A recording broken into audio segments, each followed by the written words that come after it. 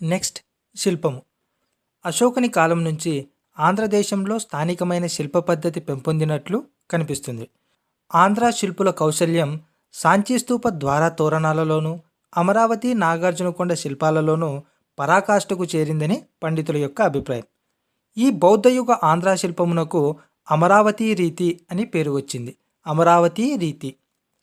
Next Sanchi బార్హుత్ శిల్పము గ్రామీణమైన ప్రకృతి సాన్నిహిత్యాన్ని ప్రదర్శించగా అమరావతి శిల్పము నాగరిక జీవిత విధానాన్ని ప్రదర్శిస్తుంది. కారణం ధనికులైన శ్రేష్ఠి గృహపతుల పోషణలో అమరావతి శిల్పం తయారు కావడమే.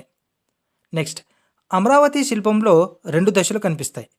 ప్రథమ దశ శిల్పం కేవలం దేశీయమైన సాంచి బిల్సా శిల్పానికి సన్నిహితంగా ఉంటుంది. రెండవ దశ శిల్పంలో గాంధార శిల్ప ఛాయలు కనిపిస్తాయి. నాగార్జునకొండ రామిరెడ్డిపల్లి శిల్పాలలో చాలా భాగము రెండో దశకు చెందినవి. తన వ్యక్తిత్వానికి దేశీయతకు భంగం రాకుండా ఆంధ్ర శిల్పి గాంధార శిల్ప సంప్రదాయాలను జీర్ణించుకున్నాడని మార్షల్ పండితుడి యొక్క అభిప్రాయం.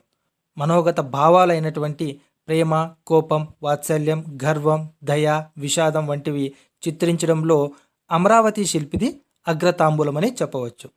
చివరిగా చిత్రలేఖనం. అజంతా పదవ గుహలోని శ్వేతగజ జాతక చిత్రం శాతవాహన యుగం నాటిదే.